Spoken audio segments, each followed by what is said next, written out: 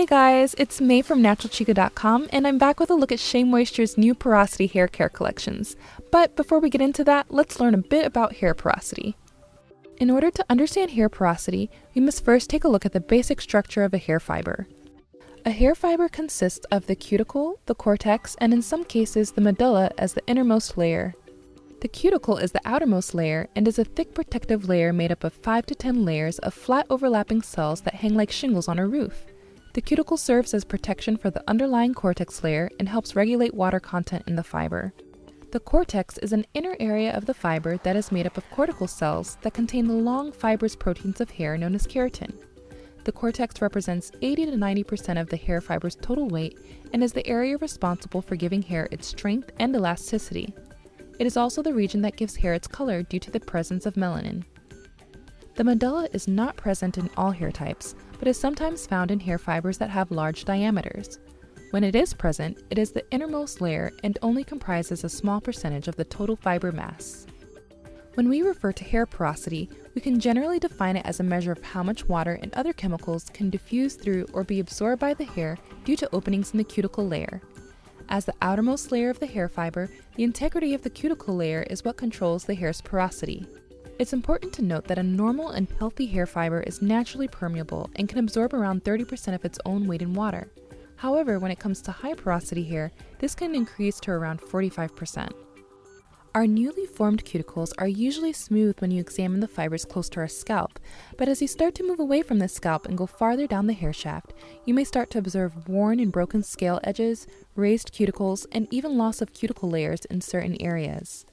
This damage is usually due to weathering and mechanical stress from normal behaviors including combing, brushing, shampooing, or even from chemical processes such as relaxers and hair coloring products.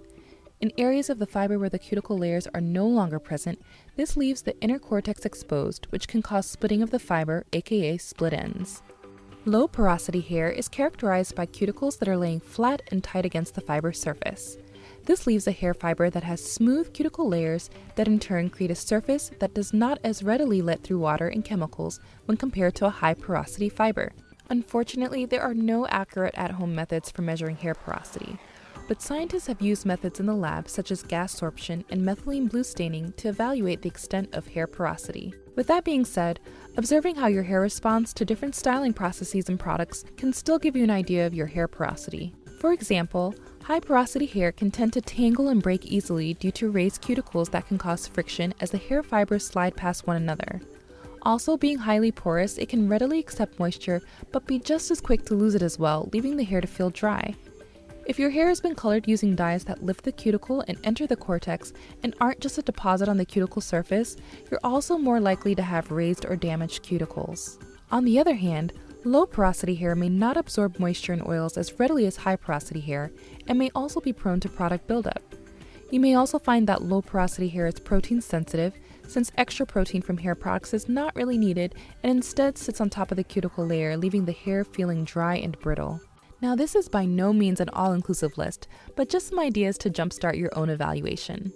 Also, if you want to learn more about hair structure and porosity, feel free to check out some of these references, which are also listed in the description box for this video.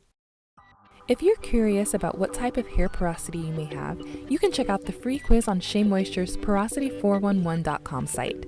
I took the short quiz myself and received high porosity as my result, which is what I already assumed, especially since I still have color-treated hair. The amount of information regarding hair porosity that was shared throughout the quiz was great, so take a minute and try it out for yourself. You can find the link to the quiz in the description box below. I'm sure you've heard by now, but Shea Moisture's created 2 new hair care collections, one catered for those with low porosity hair and one for those with high porosity hair. Since my hair still has some color-treated ends, I opted for the Mongongo and Hemp Seed Oils High Porosity Moisture Seal Collection with baobab protein and apple cider vinegar for my review. To prepare for shampooing, I first separated my hair into 4 sections. I then worked the shampoo into my hair one section at a time.